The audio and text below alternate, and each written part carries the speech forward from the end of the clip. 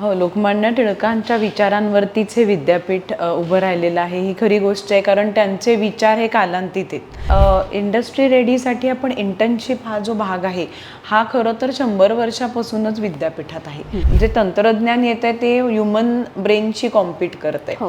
तर आपल्याला त्या कॉम्पिटिशनपासून पळता येणार नाहीये. ती परिश्रम आणि कष्टाला तुम्हाला कुठेच शॉर्टकट्स नाहीयेत. नमस्कार प्रेक्षकांनो, आज आपल्यासोबत आहेत टिळक महाराष्ट्र विद्यापीठाच्या कुलगुरू डॉक्टर गीताली टिळक मॅडम. शैक्षणिक क्षेत्रातील त्यांचा प्रदीर्घ अनुभव, संशोधनाची दृष्टी आणि विद्यार्थी केंद्रित शिक्षणाची बांधिलकी यामुळे त्यांनी विद्यापीठाच्या प्रगतीला एक नवी दिशा दिली आहे.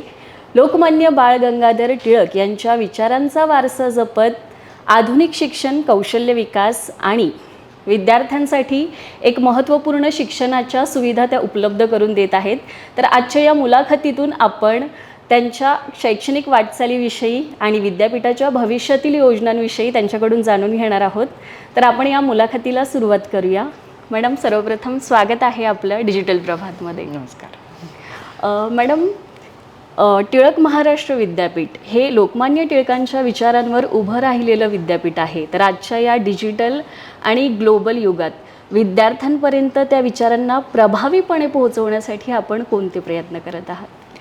हो, लोकमान्य टिळकांच्या विचारांवरतीच हे विद्यापीठ उभं राहिलेलं आहे. ही खरी गोष्ट आहे, कारण त्यांचे विचार हे कालांतीत आहेत. त्यामुळे त्यांचं जे चतुसूत्री होती त्याच्यातलं एक म्हणजे राष्ट्रीय शिक्षण, आणि त्याच्यावर आधारित विद्यापीठ हे उभं राहिलेलं आहे. कारण जे शिक्षण आपल्या राष्ट्रासाठी, आपल्या देशासाठी उपयुक्त पडतं असं शिक्षण विद्यार्थ्यांना जर मिळालं तर ते राष्ट्राच्या निर्मितीमध्ये हातभार लावू शकतात, हा त्यांचा विचार होता. त्या दृष्टीने आम्ही लोकमान्य टिळकांवर आधारित विविध विषय हे विद्यार्थ्यांच्या अभ्यासक्रमात समाविष्ट केलेले आहेत. जसे की legal battles of Lokmanya Tilak हा विषय आम्ही लॉमध्ये दिलेला आहे. तसाच लोकमान्य टिळक आणि मास मीडिया, म्हणजे वेगवेगळी माध्यमं त्यांनी समाज प्रबोधनासाठी कशी वापरली हे विद्यार्थ्यांना आम्ही शिकवतो. असे अनेक विविध विषय आम्ही अभ्यासक्रमात समाविष्ट केलेले आहेत. शिवाय जे त्यांचं राष्ट्रीय शिक्षणाचा जी काही दृष्टिकोन होता त्या दृष्टीने मातृभाषेतनं शिक्षण हे देखील विद्यापीठात चालतं. विद्यापीठांमधल्या विद्यार्थ्यांना कम्युनिटी एंगेजमेंट म्हणून एक विषय असतो, ज्याच्यामध्ये ते सोसायटीमध्ये जाऊन काम करतात. कारण सोसायटी, आपला देश हे जर तुम्ही जाणून घेतलं नाहीत तर तुम्ही त्याच्यासाठी काम करू शकत नाही, आणि त्याची गरज काय आहे त्या दृष्टीने शिक्षण आपण का घेत आहोत, त्याचा कसा वापर आपण सोसायटीसाठी किंवा देशासाठी करू शकतो, या दृष्टिकोनातून आम्ही अभ्यासक्रमात या सगळ्या गोष्टींचा समावेश केलेला आहे. खरंच म्हणजे परंपरा आणि आधुनिकता यांचा समतोल साधण्याचा आपला जो दृष्टिकोन आहे तो निश्चितपणे प्रेरणादायी आहे. याच अनुषंगाने विद्यार्थ्यांच्या भविष्यासाठी एका महत्त्वाच्या विषयाकडे आपण वळूया. सध्याच्या काळात विद्यार्थ्यांना केवळ पदवी नव्हे तर कौशल्याधारित शिक्षणाची अधिक गरज आहे. तर टिळक महाराष्ट्र विद्यापीठात इंडस्ट्री रेडी शिक्षण आणि रोजगार क्षमतेसाठी कोणते नवीन उपक्रम राबवले जातात, काय सांगाल? हां, म्हणजे इंडस्ट्री रेडीसाठी आपण इंटर्नशिप हा जो भाग आहे हा खरं तर 100 वर्षापासूनच विद्यापीठात आहे. सध्या तो NEPमध्ये आपण बघतो की तो मॅन्डेटरी केलेला आहे, पण आमच्या सगळ्या अभ्यासक्रमांमध्ये इंटर्नशिप हा विषय खूप आधीपासून, म्हणजे 100 वर्षापासून आहे. कारण व्यवसायाभिमुख शिक्षण किंवा तेव्हा टिळकांचे जे विचार होते की त्यांनी जाऊन काहीतरी रोजगाराशी निगडीत स्किल्स अक्वायर केले पाहिजे, त्यासाठी जाऊन काम केलं पाहिजे. त्यामुळे इंटर्नशिप तर आमच्या सगळ्या अभ्यासक्रमात आहेत. शिवाय आम्ही MOUs अनेक इंडस्ट्रीजशी केलेले आहेत, जेणेकरून मुलं तिकडे जाऊन शिकू शकतात. त्याच्यातलाच एक नवीन उपक्रम म्हणजे आम्ही अपेरेंटशिप एम्बेडेड प्रोग्राम हा नव्याने सुरू केलेला आहे, ज्याच्यामध्ये मुलं शिक्षण देखील इंडस्ट्रीमध्येच घेतात. म्हणजे एक अख्खं सेमिस्टर जसं आपण इंटर्नशिप किंवा ह्याच्यात बघतो की ते शिक्षण घेतल्यानंतर काम करायला जातात, पण ह्या प्रोग्रामचं वैशिष्ट्य असं की हॉटेल मॅनेजमेंट आणि मीडियातली मुलं ॲक्च्युली मीडिया हाऊसेसमध्ये जाऊन तिथूनच शिक्षण घेतात आणि त्यांना मार्क द्यायचं म्हणजे असेसमेंटसुद्धा इंडस्ट्री करते. त्याच्यामुळे इंडस्ट्रीमध्ये ते तिथेच शिकतात, मग त्यांना कळतं की आत्ता इंडस्ट्रीमध्ये काय चालू आहे, नवीन तंत्रज्ञान काय वापरलं जातं. आणि जसं हॉटेल मॅनेजमेंटमध्ये ॲक्च्युली जाऊन ते किचनमध्ये, हॉस्पिटॅलिटीमध्ये, टुरिझमवाले या 2 अभ्यासक्रमांसाठी आत्ता आम्ही सुरू केलेलं आहे. तसंच आम्ही मलेशियन युनिव्हर्सिटी बरोबर आत्ता नुकतंच एक MOU केला आहे. पहिलाच हा विद्यापीठाचा आंतरराष्ट्रीय MOU आहे, ज्याच्यामध्ये विद्यार्थी आता मलेशियात जाणार आहेत आणि तिकडचे सिम्युलेशन लॅब्स हे खूप हायटेक आहेत. कारण आपण पाहतो की पेशंट्सना म्हणजे जे आपण ते काम करतात ते इंटर्नशिपच्या वेळीच करतात. ह्याच्यात ते शिक्षणाच्या दृष्टीनेच त्यांच्याकडे अशा पद्धतीचे तिथे आहेत काय म्हणतो आपण सिम्युलेशन लॅब्स की ॲक्च्युली तिकडे जे बॉडीज त्यांनी ठेवलेल्या आहेत त्या रिॲक्ट करतात. त्यांना ताप येतो, त्यांचं BP वाढतं. सो ॲक्च्युली हा लाईव्ह एक्सपिरियन्स मुलांना मिळण्यासाठी आम्ही हा टायअप केला आहे आणि तिथे आता आमचे विद्यार्थी जातील. तसेच कॅम्पस टू कंपनी, कारण आमच्याकडे खूप विविध अभ्यासक्रम आहेत. तसेच आम्ही त्या दृष्टीने सेक्शन 8 कंपनी उभी केलेली आहे आणि centre for innovation and entrepreneurship development, ज्यामध्ये इंडस्ट्रीतले एक्सपर्ट्स येऊन मुलांना ट्रेन करतात. तसंच मुलांना जर काही ऑन जॉब ट्रेनिंग किंवा लाईव्ह प्रोजेक्ट्सवर काम करायचं असेल तर जसं जॅपनीज मुलांना इंटरप्रिटेशन म्हणा, ट्रान्सलेशन म्हणा, तशी आम्ही प्रोफेशनल कामं घेतो किंवा मीडियातल्या मुलांसाठी स्टुडिओमध्ये रेकॉर्डिंग्स घेतो बाहेरची, जेणेकरून मुलं त्याच्यात काम करू शकतात आणि त्यांना ॲक्च्युली लाईव्ह प्रोजेक्ट्स कसे चालतात ह्याच्यावर काम करायला मिळतं. त्यामुळे अशा दृष्टीने हे एम्प्लॉयबिलिटी स्किल्स आम्ही मुलांमध्ये त्या अभ्यासक्रमात त्याचं समाविष्ट केलेले आहेत. ओके, निश्चितच मॅडम. म्हणजे सध्याच्या या स्पर्धात्मक युगात केवळ पदवी नव्हे तर कौशल्यही तितकीच महत्त्वाची ठरत आहेत. शिक्षणातील हे बदल पाहता तंत्रज्ञानाच्या प्रभावाबद्दल बोलणंही तितकंच आवश्यक ठरेल. AI, डेटा सायन्स आणि नव्या तंत्रज्ञानामुळे शिक्षण क्षेत्रात झपाट्याने बदल होत आहेत. बदलांशी विद्यार्थ्यांनी जुळवून घेण्यासाठी विद्यापीठाची पुढील रणनीती काय आहे, जे काही हे तंत्रज्ञानात बदल होते? हो, त्यासाठी आम्ही स्मार्ट क्लासरूम्स आता आम्ही नव्याने उभे करत आहोत, ज्याच्यात स्मार्ट बोर्ड्स आहेत, ज्याच्यामध्ये ते इंटरॅक्टिव्ह असतील. जसं मी म्हटलं तसं सिम्युलेशन लॅब्स पण आमचा विचार आहे, तो कधी फ्युचरमध्ये त्याचाही विचार आहे की ते विद्यार्थ्यांसाठी उपलब्ध करून द्यावे. तसेच आम्ही AI, machine learning, data science हे नवीन किंवा डेटा ॲनालिटिक्स असेल, हे एक मॉड्यूल्स आम्ही विद्यार्थ्यांमध्ये सगळ्याच अभ्यासक्रमांमध्ये इन्क्लूड करतोय. कारण आता कसं आहे, सिंगल डिसिप्लिन होऊन चालत नाही, आपल्या मल्टीडिसिप्लिनरी काम थोडं केलं पाहिजे. सेकंडली जे AI आहे ते इतकं वास्ट होतं आहे की मुलं त्याचा कशा योग्यरित्याने वापर केला पाहिजे हे पण खूप महत्त्वाचं आहे. कारण आता असं होतं आहे की जे तंत्रज्ञान येत आहे ते ह्युमन ब्रेनशी कॉम्पीट करत आहे. तर आपल्याला त्या कॉम्पिटिशनपासून पळता येणार नाही आहे, त्याच्याबरोबर किंवा त्याच्यावर मास्टरी मिळवणं गरजेचं आहे. सो त्या दृष्टीने आम्ही मुलांना त्या AI तुम्ही वापरा, पण तो कशासाठी वापरा हे शिक्षण देण्याची आम्हाला गरज वाटते. त्यामुळे तशा पद्धतीचे मॉड्यूल्स आम्ही केलेत. म्हणजे तंत्रज्ञान तर शिकवणार आहोत, जो टेक्नॉलॉजी, स्मार्ट क्लासरूम किंवा ब्लेंडेड लर्निंग मेथड्स जे आपण म्हणतो ते आम्ही वापर करतोय, हे शिकवण्याचा भाग झाला. पण मुलांनी वापरताना त्या तंत्रज्ञानाचा योग्यरित्या कसा वापर केला पाहिजे हे पण महत्त्वाचं आहे. कारण मास्टरी त्याच्यावरती केली तर तुम्ही मशीन्सना कंट्रोल करू शकाल, नाहीतर ते तुमची क्रिएटिव्हिटीमध्ये पण तुम्ही आज पाहिलं तर तुम्ही मीडियातले आहात तर तुम्हाला माहिती असेल की क्रिएटिव्हिटी पण आता चॅलेंज होतीये, कारण लोक सर्रास त्याचा वापर करत आहेत. त्याच्यामुळे पण एवढं निश्चित आहे की त्याच्यात शेवटी ह्युमन ब्रेनचं जी आहेत, जी ह्युमन ब्रेन जे आहे त्याच्याशी डायरेक्टली खरं तर कम्पीट करू शकणार नाही आहे. पण त्याचा वापर योग्यरित्याने व्हावा ह्यासाठी आम्ही मुलांना त्या पद्धतीचं प्रशिक्षण देत आहोत. खूप महत्त्वाचा मुद्दा आपण मांडला मॅडम. म्हणजे तंत्रज्ञानामुळे शिक्षणाची जी संकल्पना आहे ती पूर्णपणे बदलते. तर अशा या परिस्थितीत राष्ट्रीय शिक्षण धोरणाच्या अंमलबजावणी बाबतीतही आपला जो अनुभव आहे तो जाणून घेणं अधिक उत्सुकतेचं वाटतंय. तर राष्ट्रीय शिक्षण धोरण NEP 20च्या अंमलबजावणीनंतर शिक्षण क्षेत्रात, भारतीय शिक्षण क्षेत्रात अनेक बदल झाले आहेत. तर टिळक महाराष्ट्र विद्यापीठात या धोरणांची अंमलबजावणी करताना कोणत्या नवीन संधी किंवा आव्हानं आपण अनुभवत आहात? खरं तर हे खूप छान आहे, कारण या धोरणात कसं आहे की मुलांना खूप मल्टिपल गोष्टी करता येणार आहेत.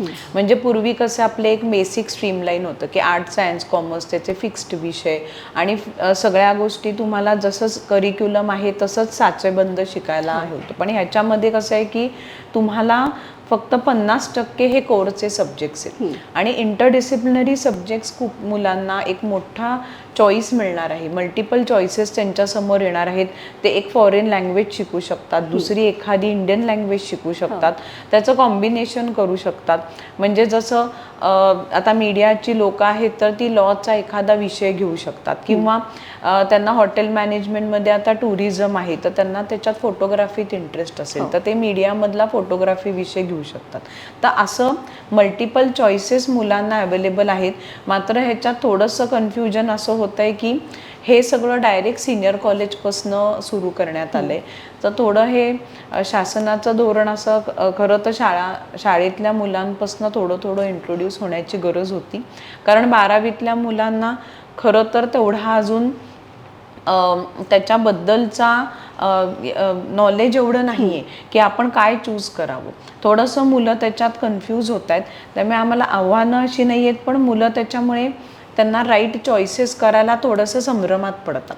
कारण आपण हे घेऊ का ते घेऊ का, कारण एवढे गोष्टी त्यांच्या समोर त्यांना आहे. लकीली विद्यापीठात एक चांगलं आहे की आमच्याकडे 12 स्ट्रीम्स आहेत. त्यामुळे आम्हाला दुसऱ्या विद्यापीठाचे क्रेडिट्स बोरो करायची गरज पडत नाही आहे आत्ता तरी. कारण तो एक खूप चांगली गोष्ट आहे की तुम्ही बाकीच्या सपोज आता आमच्याकडे सायकॉलॉजी नाही आहे आणि एखाद्या विद्यार्थ्याला ते शिकायचं असेल तर तो दुसऱ्या विद्यापीठातनं सायकॉलॉजी शिकून ते क्रेडिट्स आणू शकतो. ह्याचा चॅलेंज एवढाच आहे की प्रत्येका कॉलेजचं टाइम टेबल मॅच करणं.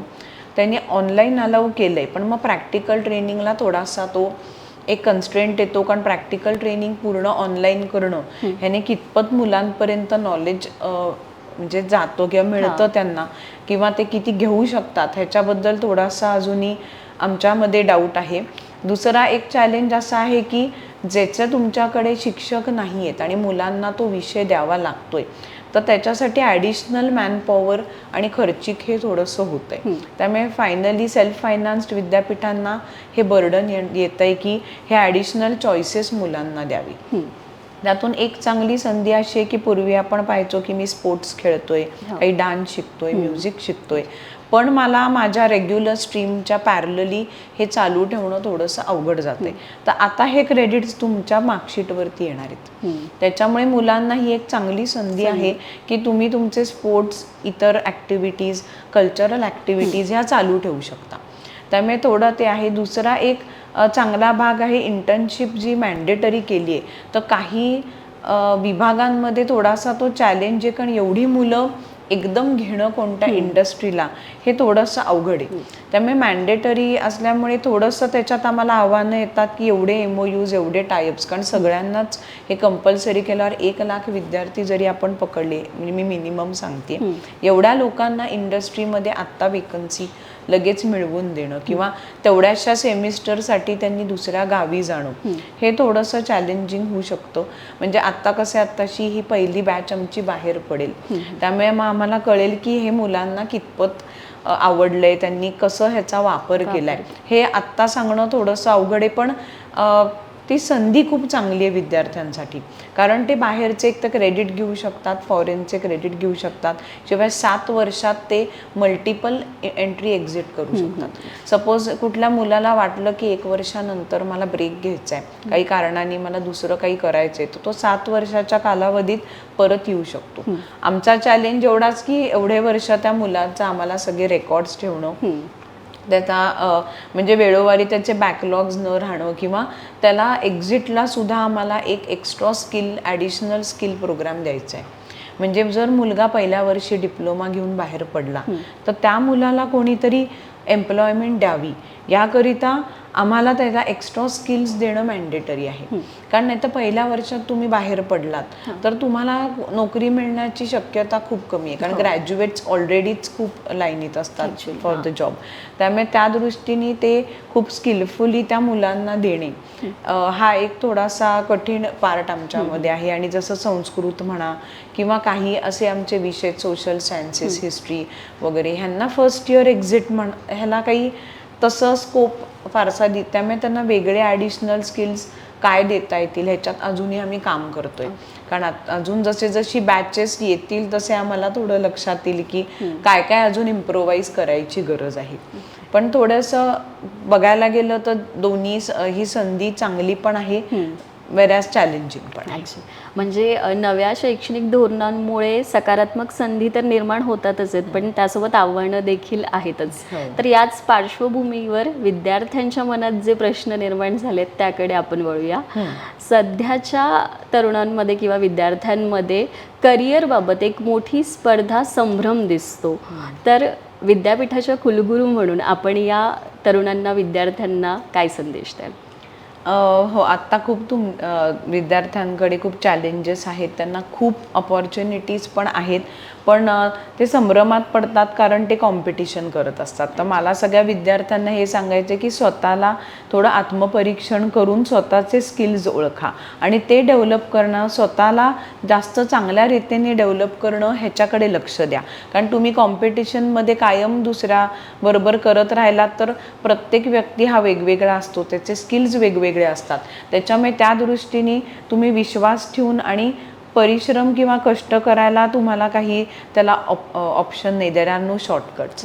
त्याच्यामुळे विद्यार्थ्यांनी जितकं त्यांना त्यांचे स्किल्स अधिकाधिक करता येतील आणि ॲडिशनल स्किल्स घेता येतील. कारण आता जसं आपण बघतोय की अपॉर्च्युनिटीज खूप वाढलेल्या आहेत, कारण त्याच्यात निश एरियाज खूप वाढलेले आहेत, त्याच्यात सब कॅटेगरी म्हणा किंवा डिसिप्लिन्स खूप वास्ट झालेले आहेत. त्याच्यामुळे त्याच्यात स्पेशलायझेशन, त्याच्यात अजून वेगळं काही. त्यामुळे तुम्ही ह्या NEPची संधी जी आहे ती खूप चांगल्या रीतीने तुम्ही वापरू शकता की तुमच्या जॉबच्या दृष्टीने. कारण असा मल्टीफेसेटेड व्यक्ती जर मिळाला, जसं आता तुम्ही मीडियातल्या तुम्हाला माहिती असेल की पूर्वी आपला टायपिंगचा माणूस वेगळा, प्रूफ रिडिंगचा माणूस वेगळा, एडिटिंगचा माणूस वेगळा, लावणारा पेज लेआउटिंगचा वेगळा. सो या सगळ्या जर एकाच माणसात मिळालं तर कंपनीला कधी आवडेल, कारण त्यांची मॅनपॉवर पण सेव्ह होते त्यांचं हे. तर ह्या दृष्टीने मुलांनी विचार केला पाहिजे की आपण ॲडिशनल गोष्टी काय आपल्या स्ट्रीमशी निगडीत करू शकतो, ज्याने आपल्याला ह्या संधी अजून चांगल्या पद्धतीने आपल्याला त्या घेता येतील. नाही तर दिसतायत समोर पण अपॉर्च्युनिटीज आपल्याला कॅच करता येत नाही. किंवा एक जे सगळ्यांचं एक ड्रीम जॉब असतो त्याच्यासाठी पण पोचण्याकरिता खूप मोठ्या स्टेप्स करायला लागतात, त्याला शॉर्टकट्स नाही आहेत. हल्लीच्या पिढीत मला ते खूप दिसून येतं की त्यांना खूप इझिली मनी किंवा ॲक्सेस हवा असतो, पण त्याच्यासाठी परिश्रम आणि कष्टाला तुम्हाला कुठेच शॉर्टकट्स नाही आहेत. त्यामुळे फॉलो युअर ड्रीम्स, पण त्याच्याबरोबर स्वतःला डेव्हलप करा, स्वतःचा विचार करा, आपल्या स्वतःचं आत्मपरीक्षण करा आणि तसं पुढे चाला.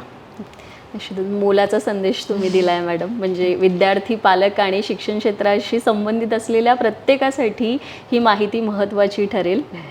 तुम्ही तुमचा वेळ आम्हाला दिलात आणि या महत्त्वपूर्ण संवादाबद्दल तुमचे मनःपूर्वक धन्यवाद. थँक्यू.